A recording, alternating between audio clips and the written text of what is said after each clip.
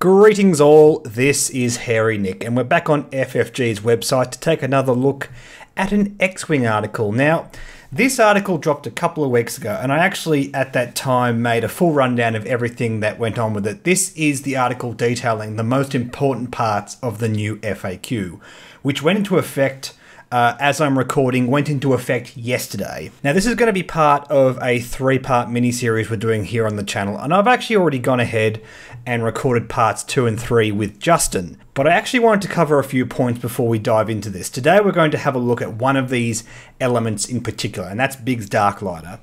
And what has happened since this FAQ got announced and since it's gone into effect. I've had a lot of you guys reacting, commenting, and I just want to address a few concerns you've had first, because this is important, because a lot of people are very passionate, very salty in some instances. By the way, when I say salty, I'm not having a go at people. We all get salty from time to time. Being salty in itself is not a bad thing. But just some of the comments I've been hearing, perhaps a bit over impassioned, and I just want to sort of just break things down for a second, because ultimately when I hear people complaining about, say, oh, things are becoming too complex with these FAQs, they should just leave things the way they are, or no, they should have changed things this way, that doesn't make any sense, they should have done this instead of that, etc, etc. I just want to encourage people, because I, nor you, are a part of the development team at FFG, we're not part of the playtest group at FFG, and ultimately I feel like those are the only people that can really truly comment on how effective these erratas are going to be. Especially, I'm noticing a lot of people commenting on, for example, I'm sorry, I don't have the comment here in front of me, but someone said, oh, BIGGS should not have been changed the way he is. He should have been done as an action to do his game effect. And I just want to say, hang on, you're just looking at this one card through a lens. You have to appreciate that as you change everything else, as in the Jump Masters and Genius and Advanced Slam and everything that's been changed in the FAQ, that affects the power level of all the other things in the FAQ. So what FFG must have done, and I'm assuming considering we know how long this playtesting occurred for, is they changed everything, they saw how the balance went, they reassessed, they changed it all again, and they did it over and over and over again until they arrived at a stage where, hang on, this element looks like it's been a bit over-nerfed, and this one looks like it's been a bit under-nerfed. But the overall effect is hopefully a nice balanced game, and I think that's what we have to appreciate. And that brings me on to my next point. When people say, oh, this is how it should have been done, all that kind of thing, I just want to clarify something. I don't think you're wrong. Your concerns are not wrong. I don't know for sure that I'm right. I mean, I like these changes overall, but I don't want to say, no, you're definitely wrong, because the truth is, I don't know. And there is a particular concern that people are flagging up, and this is something I'm flagging up as well.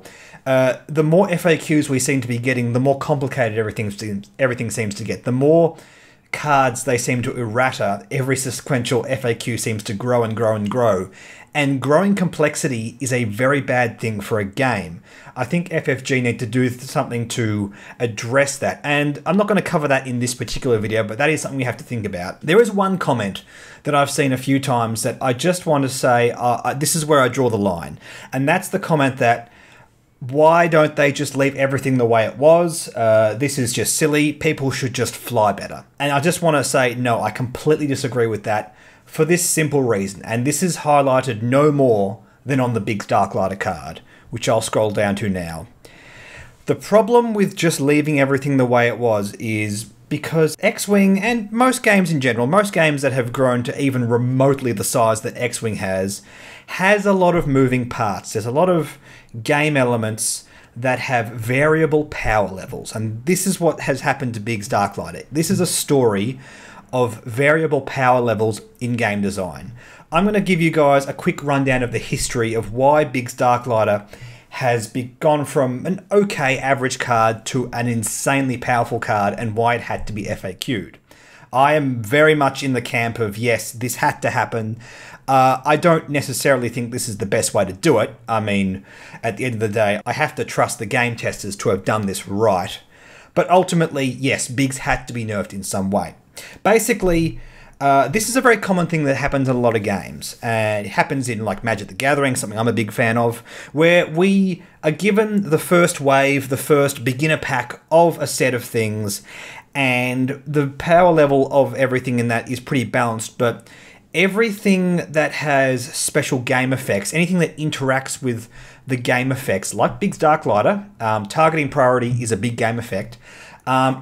Basically, those things mess with the core game effects. Which ships you shoot, which ships you don't shoot, taking focus or evade tokens, just the very core fundamental aspects of the game. He doesn't interact with like tractor tokens or jamming tokens or anything like that. Anything that came massively down the track, which were all elements that were introduced slowly one by one in such a measured way that didn't break the game.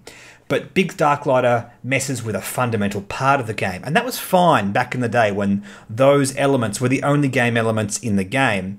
But as we start to move forward, suddenly we get into an environment where messing with that basic game element is a big deal. What I'm trying to say is over the past 3 waves that have come out, as in 9, 10, 11, BIGGS Darklighter has gone from strength to strength to the point where he is undercosted and over-efficient. So let's start with Wave 9.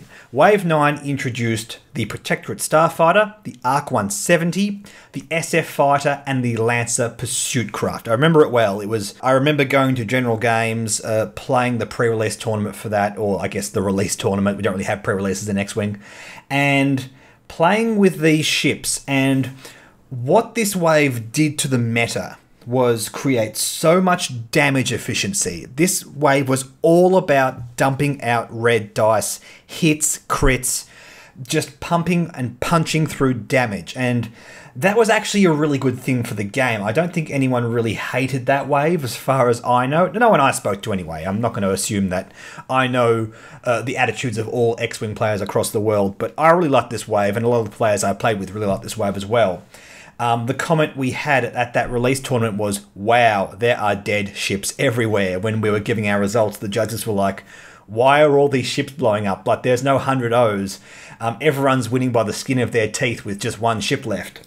And what that was a direct result of was these ships being able to punch out a lot of damage. Now, back to BIGGS Darklighter. How does that affect his card? Well, we're talking about targeting priority.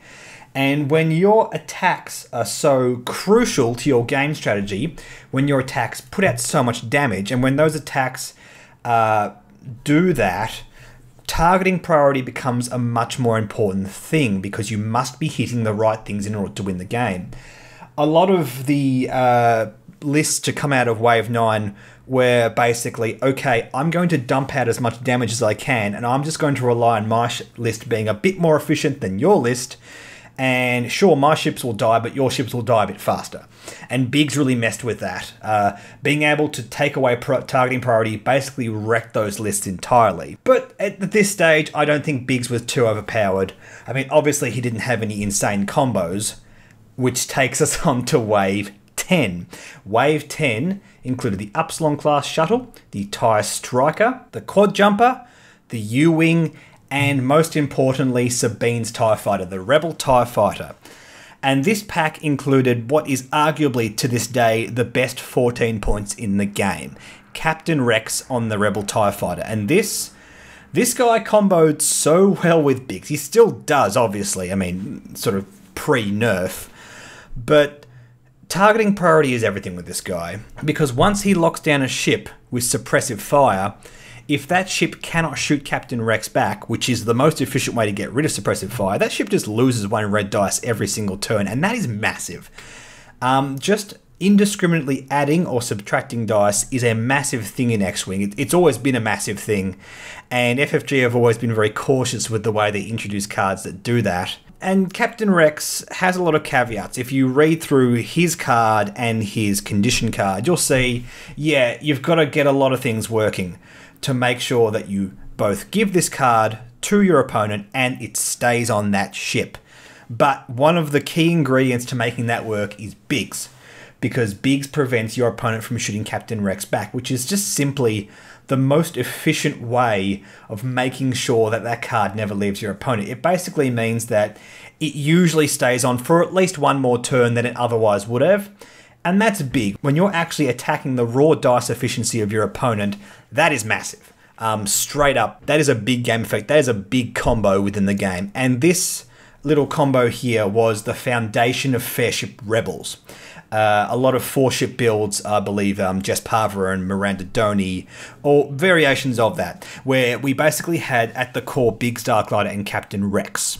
Okay, moving on to Wave 11, and this is where it got completely out of hand with the introduction of Lorik. Now, when Lorik was announced and we saw that pilot ability with Pilot Skill 5 and an EPT, a lot of people said, FFG, what are you doing? BIGGS Darklighter is already getting out of hand. You've just given him the keys to take him from being a monster to being a demigod, basically.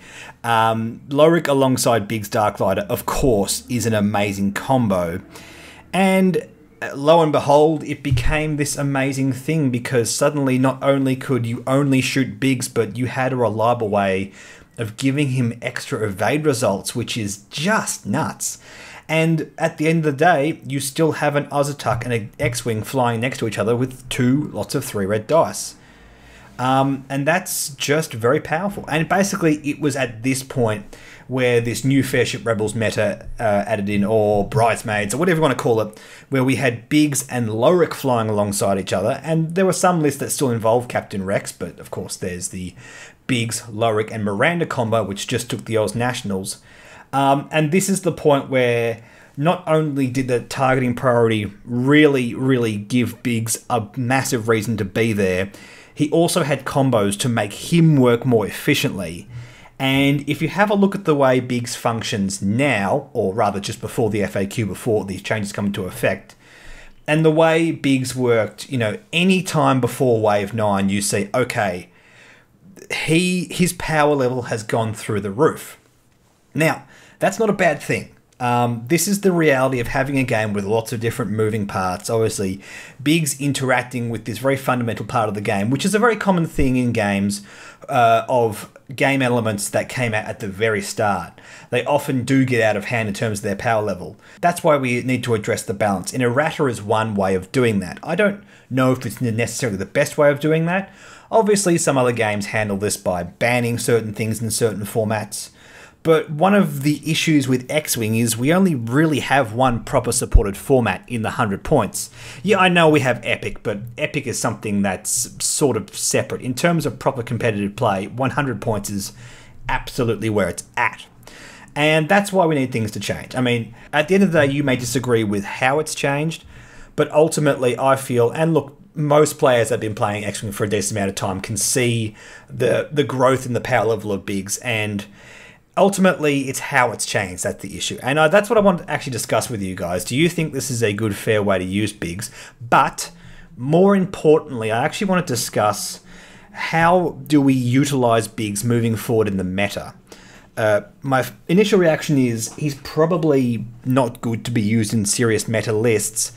But you have to remember, there are a lot of game effects that have one-off use that actually are quite strong, like Crackshot and Glitter Stim. And BIGGS is just another one of those game elements.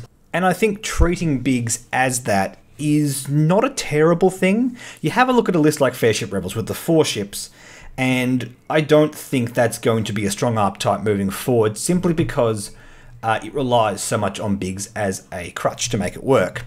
It relies on BIGGS working over and over and over again. But if there's a way that you can sort of Alpha Strike style use BIGGS as a one-off, it's definitely something worth looking at, because the BIGGS ability is still insanely powerful in the current meta, even if you can only use it once. And if you can Alpha Strike style combo a lot of effects together, including that BIGGS effect, it might just be okay. It's not going to be the standard Fairship Rebels build anymore. It's going to be something different. And I really want to hear what you guys think of this and how we can sort of move forward. I also want to point out something else that's really important with BIGGS, because for the longest time now, we've been saying to FFG, in fact, I talked about this in the very first video I made in this channel, that we really need an X-Wing Ace Pack. And what was the biggest concern when talking about the X-Wing Ace Pack? Oh, but BIGGS is too powerful. It would just make BIGGS more powerful. Well, the good news is that's no longer an issue. Now there is absolutely no excuse to make an X-Wing fix pack. which is very exciting. It means we can actually fix BIGGS, if that makes any sense. We can actually make BIGGS more efficient. Sure, he can't use his ability every turn, but his frame, his X-Wing, you know, the ship he's actually in, might become better whilst having ability that is still relevant. And I guess that's sort of the reason I don't sort of write him off entirely. But if we can sort of raise the power level of the raw frame of the X-Wing overall, it's not just BIGGS that becomes relevant, it's also Luke and Wedge and Garvin Dreis and all those pilots which just have really cool pilot abilities but are on a pretty weak frame. The only reason that BIGGS saw play sort of over in the past year is because his ability is so out of control. But the frame he's on is just sort of middle of the road and unexciting. And that's ultimately what this all comes down to. It comes down to BIGGS needing a nerf simply because his ability just went out of control. And I just want to end this video by asking you guys, where do we go forward from here? Do we sort of leave BIGGS to one side until an X-Wing fix comes out? Is there still a list that can use him and maximize off his ability? I don't feel like there is, but then again, there are far more better Rebel list brewers than I am. I'm primarily a scum player, so I don't mind saying that, yeah, it's not really the kind of thing. Like, I would not think of like the Kanan BIGGS or Kanan Lorik combo. That has come out of more brilliant minds than mine. And I want to see what we can do with this card moving forward. Anyway, guys, thanks for watching. Like and subscribe, like our Facebook page, and I will catch you later.